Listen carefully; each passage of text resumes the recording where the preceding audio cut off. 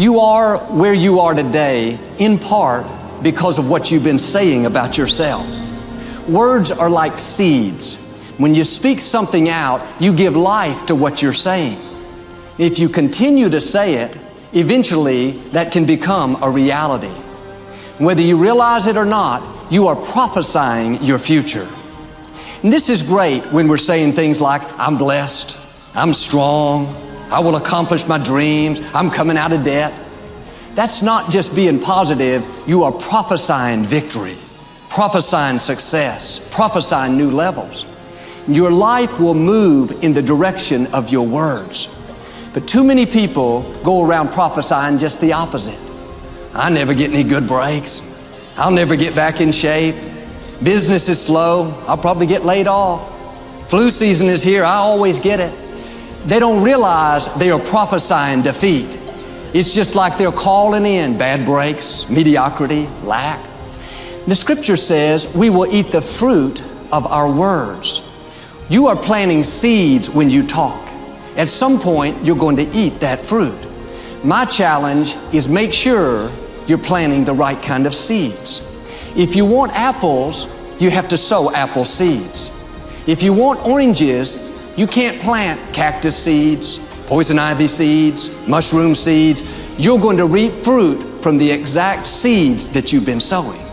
In other words, you can't talk negative and expect to live a positive life. You can't talk defeat and expect to have victory. You can't talk lack, not enough, can't afford it, never get ahead, and expect to have abundance. If you have a poor mouth, you're going to have a poor life. If you don't like what you're seeing, start sowing some different seeds. Instead of saying, I'll never get out of debt, I'll never rise any higher. No, I will lend and not borrow. Whatever I touch prospers and succeeds. I'm coming into overflow, into more than enough. Start sowing seeds of increase, seeds of abundance. No more, I'll never accomplish my dreams. Blessings are chasing me down. The right people are searching me out. New opportunities, new levels are in my future. If you keep talking like that, you'll reap a harvest of good things. With our tongue, we can bless our life or we can curse our life. Many people don't realize with their words, they're cursing their future. Every time you say, I never get any good breaks, you just cursed your life. I'll never be able to afford that nice house. I'll never break this addiction. I'll never meet the right person. No, stop cursing your future. Sometimes the enemy doesn't have to defeat us. We defeat ourselves. Pay attention to what you're saying. Are you blessing your life or are you cursing it? Why don't you stop criticizing yourself? Talking about all the things you don't like. How you're getting too old and too wrinkled, too this, too that. Stop cursing your life and start blessing your life. Start calling yourself healthy, strong, talented, beautiful, young. Every morning before you leave the house, look in the mirror and say, good morning, you good-looking thing. Your words can trip you. What you say can cause you to stumble. It can keep you from your potential. You're not snared by what you think. Negative thoughts come to us all. When you speak them out, you give them life. That's when they become a reality. When you say, I'll never get back in shape, it becomes more difficult. You just made it harder. When you say, I never get any good breaks, that stops the favor that was ordained for you. If you say, I'm not that talented, I don't have a good personality, that is setting the limits for your life. That is calling in mediocrity. You may have been snared in the past, trapped by your words, but I believe this is a new day. I declare you're coming out of that trap. Every chain is being loosed. Every stronghold is coming down. No weapon formed against you is going to prosper. Now you got to do your part. Start speaking victory over your life. Speak increase. Be bold to call in those things you're dreaming about, those things you're believing for. Don't use your words to describe the situation. Use your words to change the situation. The negative thoughts will come. The key is to not say them. A thought will die stillborn if you don't speak it. You may feel worried. You may seem like it's never going to happen, but take no thought saying. Don't verbalize it. Don't get trapped by your words. It's one thing to think that it's impossible, but when you start telling people it's impossible, it takes on a whole new meaning. You may think, I'll never break this illness. I'll never get well. I'll never meet the right person. Those thoughts come to all of us. You can't stop that. My challenge is don't give them life by speaking them out. Don't go call your friends and tell them how it's not going to happen. In the tough times, you have to especially be on guard. It's very tempting to vent your frustration. Tell people how the loan didn't go through, how bad the medical report was, how these people just didn't treat you right. But continually talking about the problem, that's not only going to make you more discouraged, but you're giving that problem more life. You're making it bigger.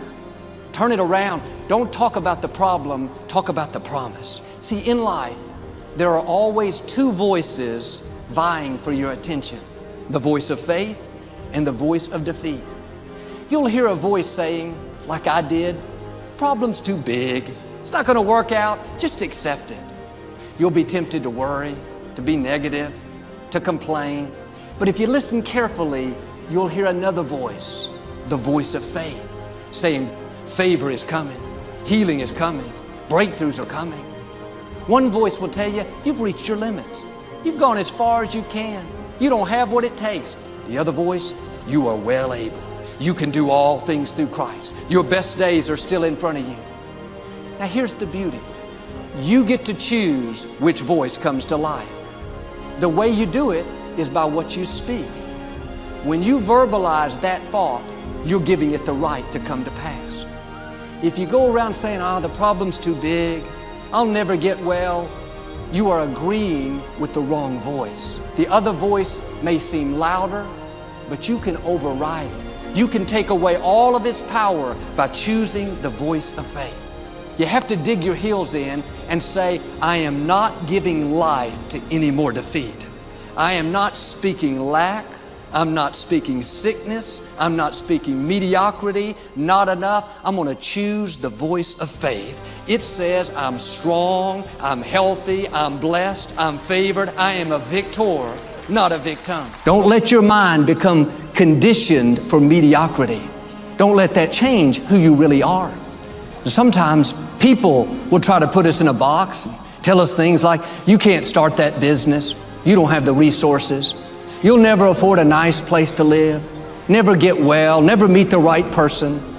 Because their thinking is limited, they'll try to put their limitations on you. You have to put your foot down and say, I refuse to be mediocre because people around me are mediocre. I refuse to be addicted, depressed, have low expectation. I know I'm a barrier breaker. I'm gonna set a new standard. It starts in our thinking. Nothing will change until you make up your mind you are not going to accept mediocrity. We all have had negative things happen to us. People did us wrong. The company laid us off. A clerk was rude to us. It's easy to go through life offended, in self-pity, blaming others, blaming ourselves. And because we're always looking back, reliving the negative, we end up carrying around all this baggage that weighs us down. One of the best things we can learn to do is drop it. Let it go. Whether it happened 20 years ago or 20 minutes ago, don't carry negative baggage from yesterday into today. You won't live a victorious life if you're always reliving what didn't work out, who hurt you, the mistakes you've made. The reason it's called the past is because it's over. It's done, it's history. Now do your part and let it go. They betrayed me. They walked away, broke my heart. That's why I'm bitter. That's why I'm upset. Oh, they hurt you once. Don't let them continue to hurt you by always thinking about it. As long as you're dwelling on that, it's going to keep you from the new things. The key is what we do in our times of pain. Pain will change us. Heartache, loss, disappointments, they don't leave us the same. If you go through a divorce, a legal battle, a friend betrays you, eventually that will pass. You'll get through it, but you will be different. Now, how the pain changes you is up to you. You can come out bitter or you can come out better. You can come out with a chip on your shoulder, or you can come out stronger with a greater confidence. You can come out defeated, giving up on your dreams, or you can come out with a new passion, a new fire, excited about the new opportunities in front of you. All of us experience pain. My challenge, don't just go through it, grow through it. That difficulty is an opportunity to get stronger, to develop character, to gain new confidence. Anybody can give up. Anybody can let it overwhelm you. But you know what that's doing? Wasting your pain. That pain is not there to stop you. It's there to prepare you, to increase you, to develop you.